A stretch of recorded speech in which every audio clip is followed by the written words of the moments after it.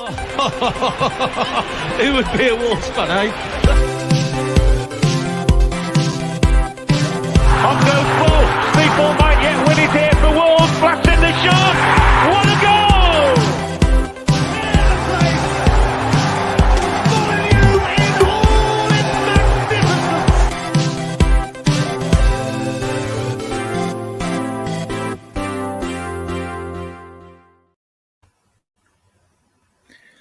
Welcome back to your latest GTA fancast with me, Gully, guys, and it's a really exciting one I'm bringing to you after what was an excellent result at the weekend against Aston Villa. 2-1 winners, and the star of the show was the boy wonder himself, and I'm going to be having a look in particular at Fabio Silva. He's got curly hair, and some of us would let him do unspeakable things to their wife, but for the record, that isn't me. I'm going to be having a look at his kind of whole performance. It was a bit of a coming of age, really, for him, I think, in the sense that he gave the defense a torrid time overall, looking at positioning, movement off the ball, pressing, the threat he posed to goal as well. A bit of a comparison with our other main focal point up top, RAUL JIMENEZ.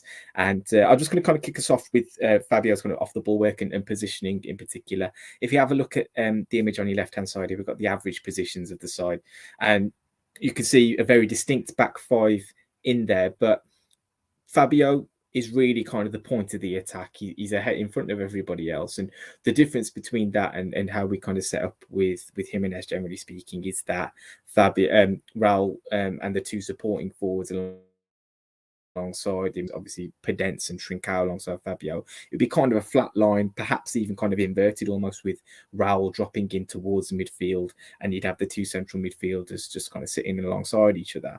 In this occasion, you can see almost like an arrow pointed with Fabio right at the tip of it, and Pedence and Trincao encouraged to kind of play a little bit closer to the midfield and really build play through that part of the pitch. I think it's quite obvious that we didn't want to isolate Fabio too much by pinging long balls towards him. So having Pedence and Trincao a little bit closer to Dendoncker and Moutinho allowed them to play a little bit more through those lines and kind of work against that narrow midfield that Villa had as well. So it was a bit of a tactic in tandem to support Fabio, stop Villa from really overloading us in the middle of the park as well. And it worked a treat, to be honest, with it, especially in that first half.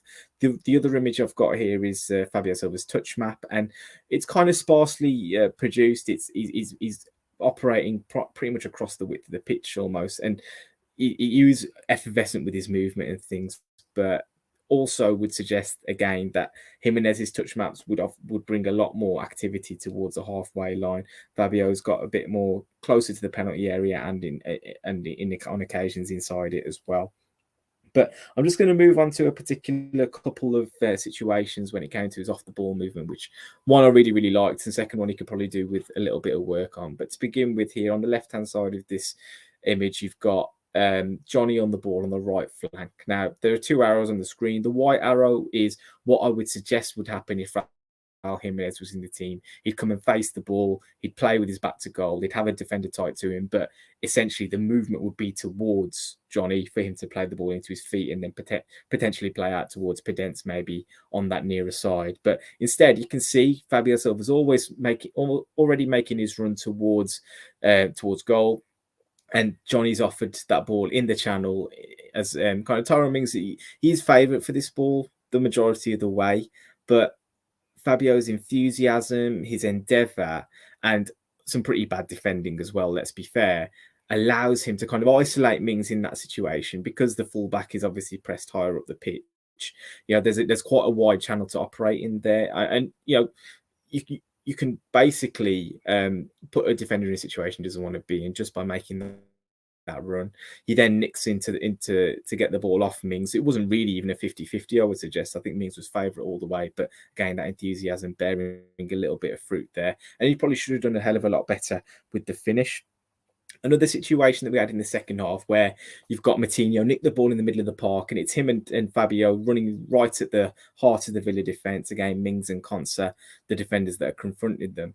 And you can see Moutinho on the ball. He's running at the centre of the pitch, and Fabio's just to his left. But really, I think in this situation, he's to do one of two things, which is either hold a bit of width and keep the supporting defender away from Moutinho so that he can go one-on-one with Tyrone Mings and potentially get a shot away, or make a really aggressive run all the way across Konsa and Mings to get into that right-hand channel and potentially get slipped in for a shot at goal himself. He kind of ends up doing neither and basically crowds out the centre of the pitch. So something for him to work on perhaps and be a little bit more decisive with his movement in that kind of situation. Now, you can see here just a little nod to the way he combined with the players around him. In particular, I think Trincao and Podence have shown that they're very close to Fabio, I think, in terms of personality-wise. They always look to be quite friendly with each other all the time. And Podence and Fabio in particular have linked up very nicely in the cup games. Trincao and Podence both had really good games, to be fair to them, at the weekend without being clinical enough again. And this is something we can level at Fabio as well. But you can see that little bit of a link up with those combinations there. The one thing I would point out is there wasn't too much longer balls being directed into Fabio like you might get with RAUL, and I think that's a deliberate ploy, obviously, to try not to play to the slight weakness of Fabio's game. He's going to be a little bit weaker against those big, strong centre halves at his age, playing with his back to goal. We're not expecting him to go and win flick on after flick on. And really kind of battle with two centre halves at once. You need to try and favour him a little bit in certain situations and play the ball into him with players around him. But moving on to some other aspects of his game. Again, we're going to have a look at his kind of in possession and how well he did. As I've mentioned, not too high on the touches kind of spectrum, but also involved enough to have an impact on the game. And when he did get the ball, he did a lot of positive things with it. He's top of the list in terms of progressive carries in the entire team. He's also top of the list in terms of the distance that he carried the ball as well. I think there's one particular instance where we saw the best of him.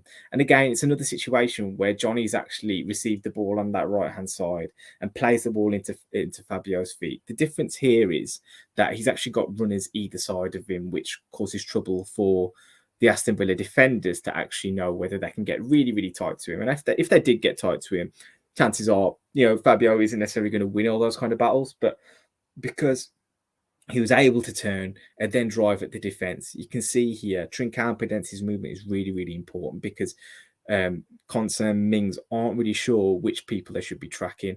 And that allows Fabio, and he makes a really good decision, to be fair, on this occasion, where he didn't shift the ball on straight away. He held on to it and he drove and he drove and he drove right at the heart of that defence. And it kind of led to this situation here where at 6s and 7s, and we've got 4 players in support of him as well. That was the most exciting thing about this, is the fact that we're throwing bodies forward, and he picks out a lovely little pass into Trincao. Again, should have been a lot more clinical in that scenario, and we could be looking at Fabio Silva and then having an assist to go to all the good effort within his game.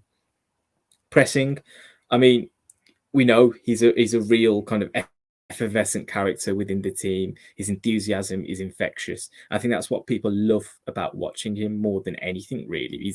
He's always constantly looking to make things happen. And for the first goal, you can see straight away he's the one that applies that first press to John McGinn as he looks to play into the middle of the park and causes that slip to happen, really. I don't think if McGinn isn't under any pressure whatsoever, and while he might be running in towards Moutinho, Silva is the one that triggers that situation from happening, and then we go on to actually take advantage of it by scoring the first goal. Now, obviously, the central striker is there to score goals, and to be fair to him, he didn't go too far away, did he? He had, I think, 3 shots at goal in total. We think about for the first goal, he had a volley that was blocked, which then landed at Johnny's feet. Really good chance, to be fair, but again, a difficult one because it was such close proximity to the defender that was blocking the shot. Second one was the one where he went through against Mings, and again, I think if he had his time again, he'd probably try and go across the goalkeeper. And then the third was a shot from distance, which forced a really nice save out of Emi Martinez. But in terms of non-penalty XG, way out in front of the rest of the team, 0.8 on the scale. So should probably consider himself unlucky not to be on the score sheet.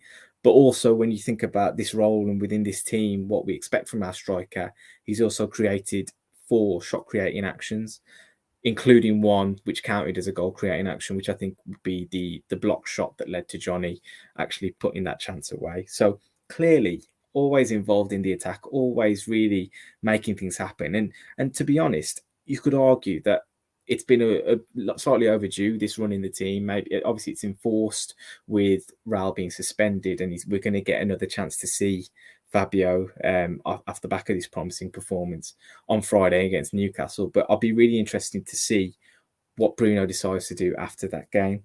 And if we have a look at Fabio versus RAUL in terms of a comparison, I've put together a few metrics here. I mean, obviously this isn't exhaustive, but I think these are the kind of things as a lone striker within this team you really need to kind of consider when you're looking at what you want from a player. Now, it's a bit cheeky of me, and all the data scientists in this world will be screwing at me for doing this, because Jimenez has played so many more minutes than Fabio for a start. So you can't compare like for like in that sense. But I'm taking literally the 90 minutes that Silva produced against Villa and plotting it against what Jimenez has done per 90 across this season so far.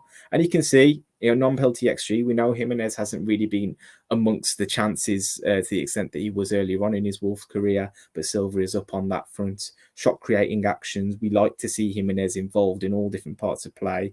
2.3 per game isn't bad, to be fair, but Silva, with 4 really productive game clearly, and the game showing that he had that goal creating action within that as well. And Jimenez isn't doing too badly on that front, but perhaps there's more we can look to expect from him on that front. The touches number goes to show how much we expect from Jimenez within the game, though, and perhaps that's why he isn't getting into the goal scoring positions that Fabio was doing against Villa. But I think Wolves fans and the team would probably benefit from having a central striker who is a greater threat to goal. We can't continue to kind of rely on people like Johnny, scoring the first goal in games. We need our strikers to start producing, and Silva looks a lot more likely at the moment than RAUL has done in a few weeks. That carry distance, Jimenez isn't picking up the ball and turning. He's probably often losing possession, to be honest, when he's getting the ball. And again, Silva really showed with those couple of driving runs that he's capable. He's obviously developed physically now to actually get away from defenders, and again, pressures to the ball. He's so much more enthusiastic with the way he presses defenses. Again, with that point to prove, perhaps with maybe a bit more of a remit to do that as the first point of contact in the attack, but well ahead of Jimenez on that front. And even aerial drills, I mean, I wouldn't expect this to be high over a significant period of time, but he didn't do too badly against Villa. And Jimenez, to be fair to him, obviously suffering with a head injury at the moment. But I think there's really a lot to be pleased about off the back of the game against Villa. And I think we'll all be really excited to see how Fabio does against Newcastle, a team who shipped a lot of goals at the weekend as well. Everybody is absolutely imploring with him to score a goal, and I'm sure it'd be one of the biggest celebrations of the season if he does break his duck at the weekend.